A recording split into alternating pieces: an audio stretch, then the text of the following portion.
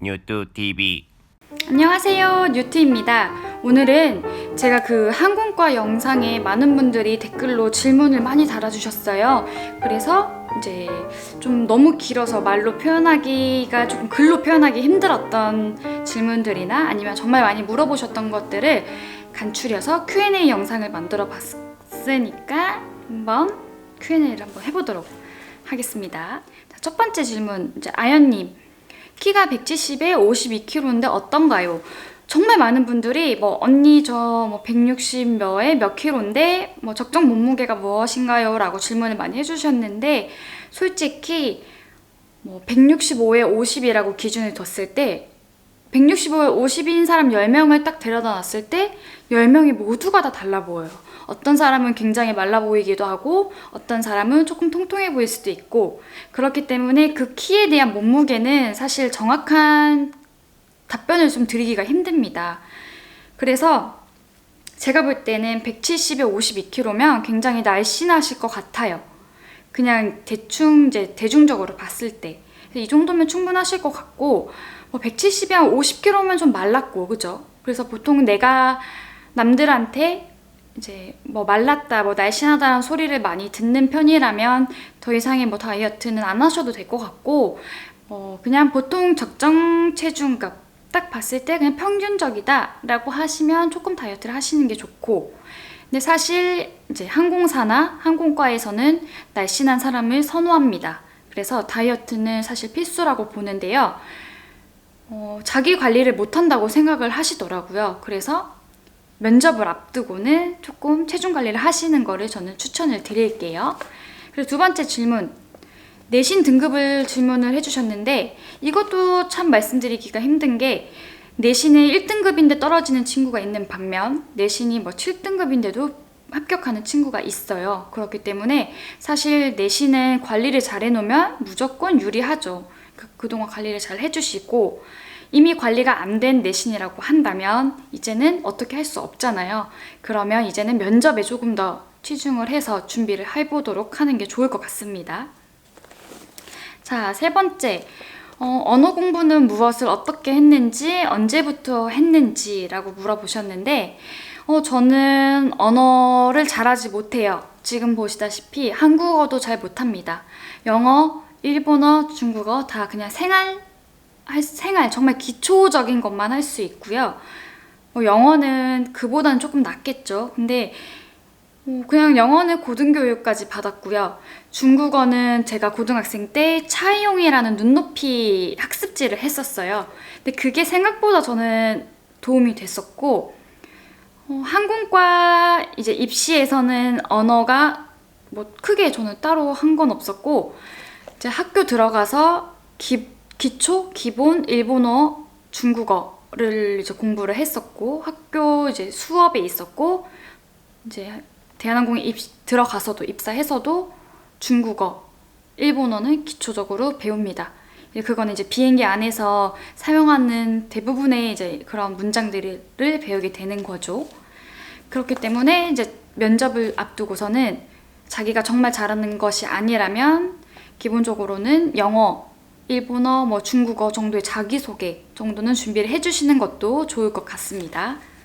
그리고 이제 네 번째 질문.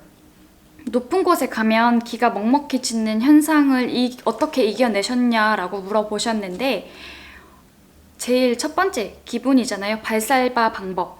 코를 막고 이렇게 힘을 이렇게 주면 지금은 귀가 막혀있는 상태가 아니기 때문에 귀가 이렇게 뭔가 딱 이런 느낌이 나요. 이게 발살바 방법인데 저는 비행기 첫 비행 이제 OJT 첫 비행에서 중이염이 왔어요. 파리를 갔었는데 중이염이 왔었고 귀가 막히다 못해서 이제 너무 심각해져서 귀가 아예 안 들리는 상태가 왔고 정말 너무 아파가지고 울면서 내렸어요. 근데 첫 비행이다 보니까 뭐 팀도 아니었고 누구한테 참 말하기 또 힘들고 혼자 막 동기 언니 붙잡고 막 울면서 내렸었고 고생을 많이 했었는데 그 뒤로 저는 습관성 중이염이 왔어요. 근데 그때마다 조금만 이제 조금 먹먹해진다 싶으면 꼭 발살바 방법을 해줬고 하다 보면 금방 이겨낼 수 있고 사실 일을 할 때 막 너무 정신이 없잖아요. 바쁘고 정신이 없다 보면 사실 내가 귀가 막히고 아픈 거를 잊고 일을 하게 됩니다. 그래서 좀 이제 그때 아팠던 좀 추억이 있어서 저는 조금만이라도 뭔가 좀 귀가 막힐 것 같은 느낌이 온다라고 하면 덜컥 겁이 나서 바로바로 발사이바 방법으로 해서 귀를 뚫어주고 이렇게 했습니다. 자, 이제 두 번째 분이 질문을 해주셨는데 흥앵웅님, 교정을 꼭 해야 되나요? 이빨이 이제 이분은 큰 편이고 덧니도 있고 토끼 이빨이라고 하셨어요. 교정에 관련해서도 저한테 문의를 많이 이제 해주셨는데 사실 이렇게 웃는 이제 미소가 중요한 직업이다 보니까 치아도 중요한 한 부분이긴 해요. 사실 이빨이 그냥 극단적으로 표현했을 때 못났다라고 하면 웃을 때 막 예뻐 보이진 않아요. 그래서 저는 중학교 때 교정을 한 이빨인데 이제 지금은 많이 틀어진 상태이고 대부분 교정도 많이 하고 뭐 회사에 입사해서도 교정하는 분도 많아요. 학교에 들어가서도 마찬가지고요. 근데 이게 이빨이 큰 편의 뭐 덧니와 토끼 이빨 하지만 웃었을 때 귀엽다라는 말을 듣는다든지 이게 흉측해 보이지 않는다라면 굳이 지금 교정하지 마시고 학교 면접 잘 보신 다음에 이제 학교에 들어가서 교정을 하셔도 저는 늦지 않을 거라 생각합니다. 자, 두 번째 질문으로는 한쪽 쌍꺼풀 나머지도 만들어야 하나요? 라고 하셨는데 아무래도 이렇게 멀리서 봤을 때 대칭이 조금 있다면 조금은 더 또렷하고 예뻐 보이는 인상을 줄 수가 있겠죠. 그래서 쌍꺼풀인데 한쪽이 만약에 한쪽만 있어서 그게 막 한쪽이 눈이 뭐 엄청 풀려 보인다든지 쌍꺼풀 없는 쪽이 눈이 굉장히 작아 보인다든지 이렇다라면 쌍꺼풀을 맞춰서 풀로 이렇게 하셔가지고 가는 걸 추천을 드리지만 그게 그렇게 티나게 막 달라 보이지 않는다면 굳이 안 하셔도 될 것 같아요. 제 회사 동기 중에서도 한쪽만 쌍꺼풀이 있는 동기가 있거든요. 그러니까 그게 많이 눈의 크기가 차이가 나 보이지 않는다면 굳이 안 하셔도 될 것 같습니다. 그리고 이분도 이제 내신 질문을 해주셨는데 내신은 사실 딱 기준화된 게 없기 때문에 두시고 이제 앞으로 면접 준비를 많이 해보시기를 저는 추천을 드립니다. 그리고 세 번째, 주혜킴님. 승무원이 되어 가고 싶은 나라, 이유는 말하지 말라. 근데 이런 질문을 받았을 때 항공사 취향지로 말씀드려야 되나요? 라고 하셨는데 이거는 이제 학교 면접이잖아요. 그렇기 때문에 그런 거 중요하지 않을 것 같아요. 그냥 본인이 정말 가고 싶었던 나라를 솔직하게 답변을 하는 게 저는 맞다라고 생각하고 이게 만약에 항공사 면접이라고 한다면 그 항공사가 취향하는 나라를 말하는 게 맞겠죠. 근데 이거는 학교 면접이기 때문에 상관없을 것 같습니다. 그리고 네 번째 이제 김다원님. 승무원을 그만두신 이유를 물어보셨네요. 제가 승무원을 그만둔 이유는 사실 결혼을 해서 그만두었고요. 결혼을 하면서 저는 지금 부산에서 생활을 하고 있기 때문에 그만두게 되었습니다. 저는 승무원에 굉장히 잘 맞는 적합한 성격과 생체 리듬과 뭐 그런 모든 걸 가지고 있었어요. 그래서 사실 좀 많이 아쉽긴 했지만 근데 대한항공에 이제 부산 베이스도 있었잖아요. 근데 부산 베이스로 가기에는 1년 정도를 기다려야 된다고 하더라고요. 그래서 1년 동안 이제 장거리 부부로 생활하기는 조금 힘들 것 같아서 이렇게 그만두고 이제 다른 일을 하게 되었죠. 이런 거는 나중에 또 제가 다니면서 뭐 저의 이런 것들을 영상을 따로 한번 궁금하시다면 만들어 볼게요. 자, 다섯 번째 질문. 더워더워님. 인공 면접 시 발 앞꿈치를 이렇게 살짝 벌리고 이렇게 뒤꿈치를 붙여도 되나요? 이런 질문을 하셨어요. 다리가 이제 오다리이신가 봐요. 근데 저도 오다리입니다. 저는 이렇게 일자로 뻗은 다리가 너무너무 부러워요. 그래서 죽을 힘을 다해 무릎을 이렇게 붙여야지만 다리가 붙어요. 무릎이 붙어요. 그래서 사실 앞꿈치와 뒤꿈치를 맞추고 무릎을 붙이는 건 정말 많은 힘이 들어가요. 저 같은 오다리한테는. 그래서 살짝은 벌리고 붙이는 것도 괜찮습니다. 저도 학교, 회사 모두 면접에서 이렇게 했었어요. 하지만 이게 막 이렇게 요 정도 이렇게까지 티나게 하지 말고 살짝 벌리셔서 꽉 무릎에 붙이시는 걸 추천드립니다. 그리고 오다리 교정을 물어보셨는데, 오다리가 너무 이제 항공사 기준 정도로 오는 치마를 입으셨을 때, 그 딱 무릎선에 치마를 입으셨을 때 밑에 종아리가 심각하다라고 하시면은 교정을 하시는 것도 좋겠지만, 그게 막 좀 어느 정도 오다리지만 좀 막 심하지 않다, 이 정도만 안 하셔도 돼요. 저도 오다리예요. 그러니까 걱정 많이 안 하셔도 될 것 같습니다. 자, 6번째, 예림임님이 질문을 해주셨는데, 내년 고3이라서 준비를 해야 되는데 학원도 안 다니고 혼자 뭐부터 준비를 해야 되는지 막막합니다 라고 하셨어요. 자, 제가 준비한 거를 간단히 말씀을 드리자면, 저는 카페 있잖아요. 인터넷 카페에서 다 찾아봤어요. 그래서 인하공전에서 어떤 질문들을 받았고 실제로 면접 후기들을 다 찾아서 노트에 하나하나 질문을 다 적었습니다. 적고 나서 거기에 맞는 제 답변들을 달았어요. 여기서 한 가지 중점은, 답변은 본인이 정말 하고 싶은 답변을 하셔야지, 이거를 좀 어려운 말이라든지 좀 예쁘게 만들기 위해서 만약에 그런 좀 답변을 만드셨다면 사실 면접장에서 기억이 잘 안 나요. 그렇기 때문에 답변은 최대한 본인의 정말 이야기들을 하시는 게 좋고, 그리고 답변이 사실 50개, 100개가 아니잖아요. 무궁무진하기 때문에 다 외우기란 정말 힘듭니다. 그래서 저 같은 경우에는 기본적인 것들 한 10가지 정도는 무조건 다 외웠고요. 그 밑에 어떤 질문이 올지 모르는 답변에 대해서는 키워드만 외웠어요. 그래서 이제 키워드를 딱 떠올렸을 때, 그 키워드로 인해서 이제 이렇게 글을 짧게 문장을 만드는 건 어렵지 않잖아요. 그래서 키워드를 주로 이제 외웠었고, 그러고 나서 이제 이렇게 영상을 켜놓고 저 혼자 이렇게 딱 서서 인사하고 썼을 때 어떤지, 답변을 할 때 내 입모양, 표정, 눈썹 움직임, 이런 게 어떤지를 영상을 통해서 많이 이제 보고, 개선점이 어떤 게 필요한지, 고쳐야 할 부분이 어떤 게 있는지를 보면서 또 영상 찍고 계속 이렇게 반복을 했던 것 같아요. 근데 이 영상을 찍을 때는 이렇게 가까이에서 얼굴의 표정도 중요하지만 전체적인 느낌이 굉장히 중요하거든요. 그래서 발끝까지 제 전신이 나올 수 있도록 영상을 찍어서 보시는 게 좋아요.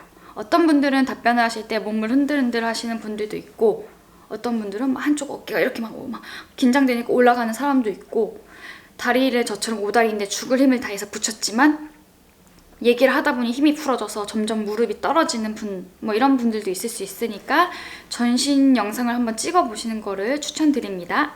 그 다음 7번째, D3D님, 입꼬리 비대칭인데 지금 현재는 고1이시고 연습은 고3 때부터 해도 되나요? 라고 하셨는데, 자, 비대칭 제가 제 영상에 보시면 인하공전 면접에서 보여드렸죠. 말할 때 대칭을 만들긴 힘들지만 활짝 웃었을 때 약간 한쪽에서 땡긴다든지 이렇게 웃었을 때 대칭을 만드는 건 연습하면 할 수 있습니다.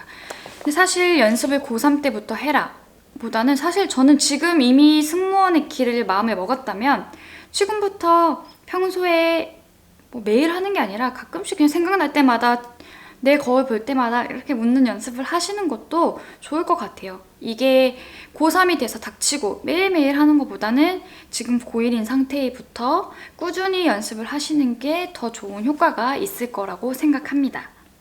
자, 그 다음 8번째. 대한항공 면접 후기 썰을 풀어달라고 하셨는데, 이거는 제가 영상을 따로 만들어 드릴게요. 지금은 이제 학교 위주의 이제 Q&A다 보니까 요거는 회사에 관련된 거는 따로 또 Q&A와 제 썰을 한번 풀어드리도록 하겠습니다. 그리고 이제 9번째, 안녕님, 영어 자기소개 시키나요? 라고 하셨는데, 영어 자기소개를 시키지 않더라도 저는 이거는 이제 기본 자세라고 생각해요. 한국어, 영어, 자기소개, 지원 동기, 제2외국 다른 거, 중국어, 일본어 자기소개 정도는 준비를 하시는 게, 저는 이거는 정말 기본의 자세라고 생각하거든요. 그래서 이 질문이 절대 오지 않더라도 이거는 완벽히 준비를 해놓으시는 게 좋다고 저는 봅니다. 그리고 피부 관리, 마사지나 경락하셨나요? 라고 하셨는데, 피부 관리는 저는 비행을 할 때는 한창 피부과도 열심히 다녔는데 지금은 사실 피부과를 다니고 있는 건 아니고 가끔씩 이런 이제 화농성 뾰루지가 났을 때만 주사를 맞으러 갑니다. 마사지나 경락은 따로 하지 않고요. 제가 매일 데일리로 하는 이제 케어 방법이 있어요. 그래서 요거를 또 제 루틴을 따로 한번 영상을 찍어 보도록 할게요. 그리고 입꼬리 정말 많이 질문을 주셨는데 사실 제가 한 4개월, 5개월 전쯤에 입술 필러랑 입꼬리 보톡스를 같이 맞아본 적이 있어요. 근데 뭐 필러는 저는 뭐 본인의 선택이지만 사실 입꼬리 보톡스는 조금 추천을 드리고 싶어요. 왜냐면 제가 입꼬리 보톡스를 맞았을 때 이렇게 가만히 있어도 약간 요런 꼬리가 이렇게 딱 이렇게 올라가 있었어요. 그래서 제 이제 남편이 전 무표정인데 웃고 있는 것 같아 이렇게 얘기를 하더라고요. 그래서 이거는 조금 면접을 앞두고는 해봐도 괜찮지 않을까라는 저는 생각을 좀 해봤고, 특히 항공사 면접을 앞두신 분들은 입꼬리 보톡스를 맞아보시는 것도 괜찮은 것 같아요. 근데 이제 또 본인한테 부작용이 올 수도 있으니까 면접 앞두고는 하지 마시고 좀 더 전에 한번 시험 삼아 해보시는 것도 저는 개인적으로 괜찮았기 때문에 추천을 드리고 싶습니다. 자, 이제 10번째 김한솔님, 인공에 23살이나 25살에도 입학하는 학생들이 있나요? 라고 물어보셨는데 저는 정확히는 잘 모르겠지만 제가 학교를 다닐 당시에는 가장 나이가 많은 언니가 22살이었어요. 22살. 저는 21살이었고 저보다 한 살 많은 언니가 있었어요. 근데 23살이나 5살은 저는 못 봤거든요. 근데 그냥 이거는 제 개인적인 생각인데요. 25, 23살, 25이라면 사실 인하공전보다는 항공사에 도전을 해보시는 거를 추천을 드릴게요. 왜냐면 어쨌든 인하공전에 가고 싶은 이유도 결국은 승무원이 되고 싶어서 다들 입학을 하고 싶으신 거잖아요.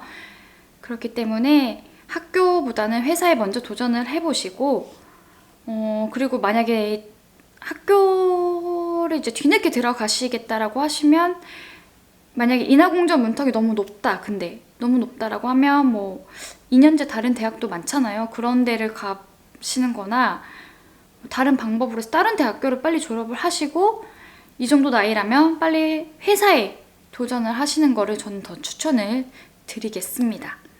그래서 이렇게 이제 가장 많이 물어보셨던 것들을 조금 대표적으로 Q&A 영상을 찍어봤고요. 더 궁금하신 사항이 있으시면 제 댓글에 또 문의를 해주시면 제가 열심히 댓글을 달다가 너무 많이 물어보시거나 아니면 제가 글로 쓰기에는 너무 길다 싶은 이런 글들은 제가 이렇게 또 영상으로 남길 테니까 많이 물어봐 주시고, 이제는 회사 관련된 것도 영상을 많이 올릴 거니까 회사 관련된 댓글도 많이 달아주셨으면 좋겠습니다. 그러면 구독과 좋아요를 꼭 눌러주세요. 안녕!